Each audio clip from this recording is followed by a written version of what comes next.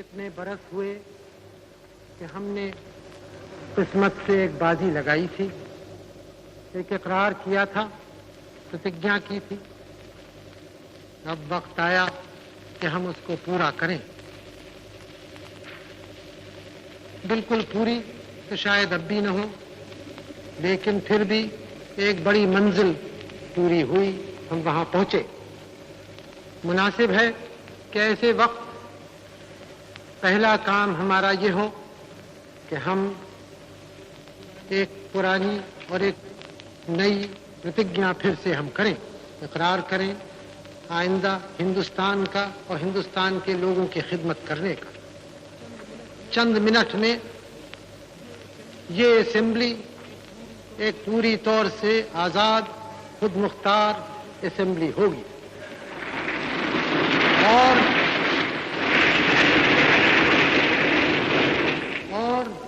ये असेंबली नुमाइंदगी करेगी एक आजाद खुद मुख्तार मुल्क की। चुनाचे इसके ऊपर जबरदस्त जिम्मेदारियां आती हैं और अगर हम उन जिम्मेदारियों को पूरी तौर से महसूस न करें तब शायद हम अपना काम पूरी तौर से नहीं कर सकेंगे। इसलिए ये जरूरी हो जाता है कि हम ऐसे मौके पर पूरी तौर से सोच समझ के इसका इकरार करें।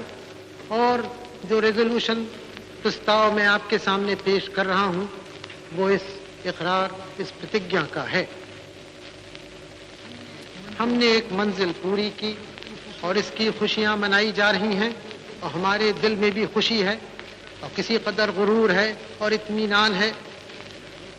लेकिन ये भी हम जानते हैं कि हिंदुस्तान भर में खुशी नहीं और हमारे दिल में भी रंज के टुकड़े काफी हैं और दिल्ली से बहुत दूर नहीं बड़े बड़े शहर जल रहे हैं, वहां की गर्मी यहां तक आ रही है। खुशी पूरी तौर से नहीं हो सकती, लेकिन फिर भी हमें इस मौके पर हिम्मत से इन सब बातों का सामना करना है। न हाय हाय करनी है, न परेशान होना है। जब हमारे हाथ में बागडोर आई तो फिर उसको ठीक तौर से गाड़ी को चलाना है। आम तौर से जब मुल्क आजाद होते हैं काफी परेशानियों, मुसीबतों, खूरेजी के बाद होते हैं। कुछ काफी ऐसी खूरेजी हमारे मुल्क में भी हुई है और इस ढंग से हुई कि जो बहुत ही तकलीफदेह होती है। फिर भी हम आजाद हुए बाअमन तरीकों से, शांतिमय तरीकों से। और एक अजीब मिसाल हमने दुनिया के सामने रखी।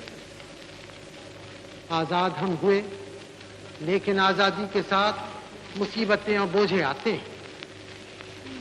उनको हमें उनका सामना करना है, उनको ओढ़ना है और जो हमने स्वप्न देखा था उसको पूरी तौर से उसको एक असल बनाना है। मुल्क को आजाद हमें करना था, मुल्क से गैर हुकूमत को अलग करना था, वो काम पूरा हुआ। लेकिन गैर हुकूमत को अलग करके तो काम पूरा नहीं हुआ जब तक कि एक एक इंसान हिंदुस्तान का आजादी की हवा में न रह सके और उसकी तकलीफें दूर न हो और जो मुसीबतें हैं वो हटाई न जाएं। चुनाचे एक बहुत बड़ा हिस्सा हमारे काम का बाकी है और जब तक वो बातें पूरी न हो उस वक्त तक हमारा काम जारी रहेगा।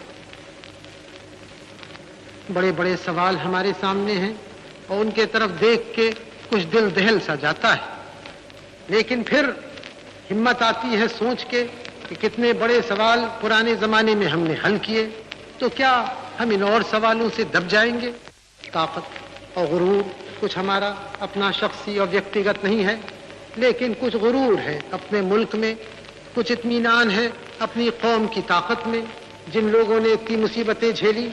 और इसलिए ये भी इत्मीनान होता है कि जो इस वक्त और परेशानियां और बोझे हैं उनको भी हम ओढ़ेंगे और उन सवालों को भी हल करेंगे।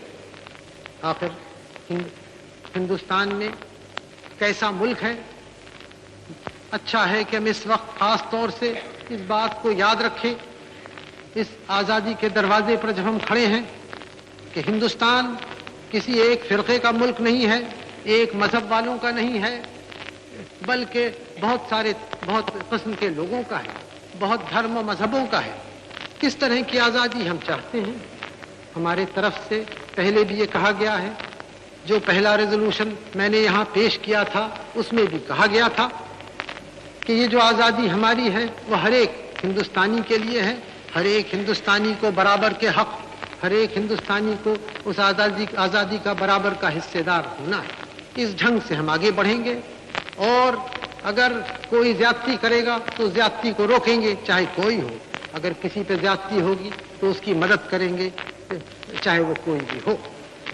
इस तरह से अगर हम चलेंगे तब हम इन बड़े मसलों को हल करेंगे, लेकिन अगर हम तंग ख्याली में पड़ जाएंगे तब वो मसले हल नहीं होते।